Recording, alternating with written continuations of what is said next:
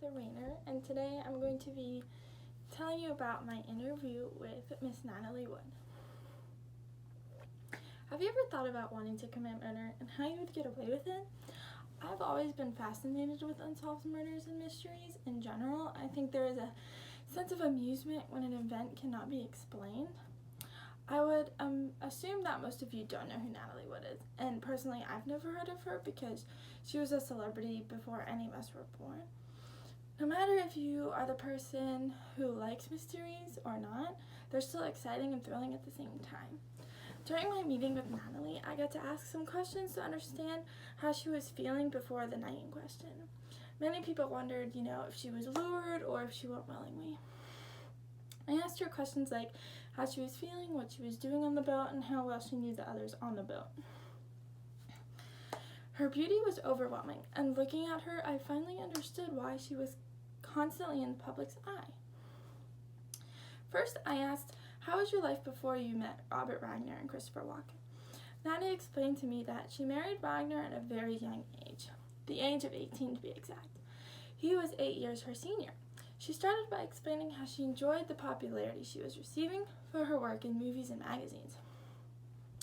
She said, I had numerous relationships with celebrities and co-stars such as Dennis Hooper, Elvis Presley, and Nikki Hilton. I had a large sense of vulnerability in my life, so I feel as though many of my relationships were covers for that. She gave me a little background into her work before she met her husband.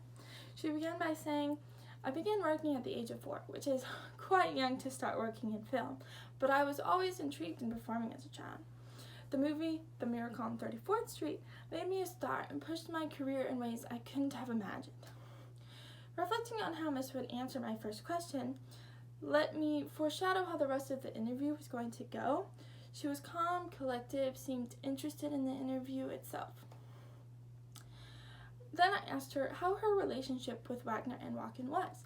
She quoted saying, Wagner had won me over with his endearing wit and kindness towards me. He was an older, good-looking man who had shown interest in me and made me feel wanted by another.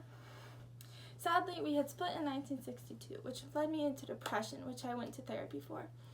She had said Wagner was her first love and always remained in her heart.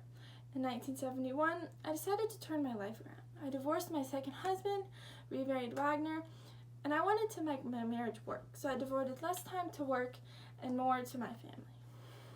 The third question I asked was, can you recall the events that happened on the night of November 21st, 1981? She began to explain how she was having a great time with her husband and co-star, but it soon turned ugly. She said, our plan was to take a boat ride to Walken's California's Catalina Island on our boat, the Splendor.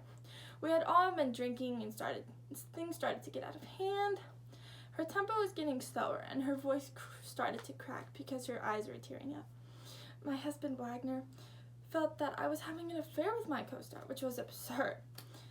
He broke a wine bottle and raged then, and Walken started to argue violently. Her tempo was back to a normal pace, which I found odd because she was explaining how she died. She explained how she took a dinghy from the Splendor and began to paddle off into darkness that covered the ocean top. She apologized because she could not remember anything after that because it went black. This is when the interview came to a stop. I woke up to the bright sun blasting my face and smelling the salt from the Gulf of Mexico. As I looked out onto the vast continuation of the Gulf, I was reflecting on my interview with Natalie and how she was so calm explaining the night of her death.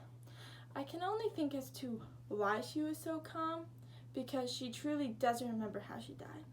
She died because her lungs were filled with water, which is equivalent to drowning, but how did she drown is the question everyone has been asking from the time she died until now, and it's still unknown to everyone in 2020.